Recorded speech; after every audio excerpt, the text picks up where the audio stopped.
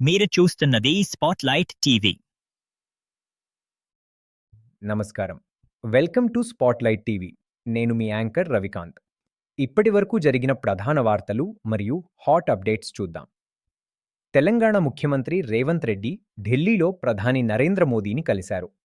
Tummidihatti barrage, Hyderabad metro రెండో దశ, regional ring road సహా పలు కీలక ప్రాజెక్టులకు కేంద్ర సహకారం కోరారు.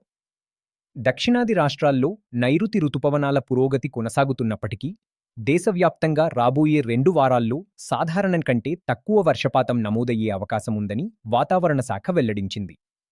ఆంధ్రప్రదేశ్, తెలంగాణ రాష్ట్రాల్లో ఖరీఫ్ సాగుకు రైతులు సిద్ధమవుతున్న వేళ వర్షాల పురోగతిపై వ్యవసాయ శాఖలు ప్రత్యేక దృష్టి సారించాయి. మహిళల క్రికెట్లో అత్యంత ప్రతిష్టాత్మకమైన ఐసీసీ మహిళల T-20 ప్రపంచకప్ 2026 నేడు ఇంగ్లండ్లో ప్రారంభమైంది. ఈ టోర్నీలో రికార్డు స్థాయిలో 12 జట్లు పాల్గొంటున్నాయి. రాజ్యసభ ఎన్నికల్లో పలు రాష్ట్రాల్లో అభ్యర్థులు ఏకగ్రీవంగా ఎన్నికయ్యారు. జాతీయ రాజకీయాల్లో ఈ పరిణామం ప్రాధాన్యం సంతరించుకుంది. దేశవ్యాప్తంగా పలు ప్రాంతాల్లో వర్షాలు, ఉరుములు, ఈదురుగాలులపై వాతావరణ హెచ్చరికలు కొనసాగుతున్నాయి. ప్రజలు అప్రమత్తంగా ఉండాలని అధికారులు సూచించారు. జాతీయ వార్తలు. దేశంలోని పలు ప్రాంతాల్లో నైరుతి రుతుపవనాల విస్తరణ కొనసాగుతోంది. వ్యవసాయ రంగానికి అనుకూల పరిస్థితులు ఏర్పడుతున్నాయని అధికారులు తెలిపారు. భారత నౌకాదళం కొచ్చికి వెళ్తున్న ఓ ఆయిల్ ట్యాంకర్పై గుర్తించిన పేలని క్షిపణి వార్హెడ్ను విజయవంతంగా తొలగించింది. అంతర్జాతీయ వార్తలు. అమెరికా, ఇరాన్ సంబంధాలపై మరోసారి చర్చలు వేగవంతమయ్యాయి.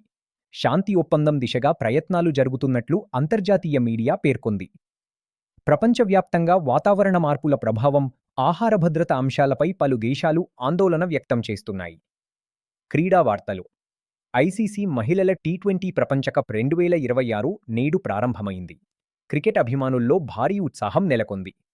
భారత క్రీడాకారులు అంతర్జాతీయ పోటీలకు సిద్ధమవుతుండగా పలు జాతీయ శిక్షణ శిబిరాలు కొనసాగుతున్నాయి. ఇవి ప్రస్తుతానికి ప్రధాన వార్తలు. మరిన్ని తాజా వార్తలు, విశ్లేషణలు మరియు ప్రత్యేక కథనాల కోసం స్పాట్లైట్ టీవీను సబ్స్క్రైబ్ చేయండి. బెల్ ఐకాన్ను నొక్కి మా తాజా అప్డేట్స్ను వెంటనే పొందండి. నేను మీ యాంకర్ రవికాంత్. మరిన్ని అప్డేట్స్తో తదుపరి బులెటిన్లో మళ్ళీ కలుద్దాం. నమస్కారం.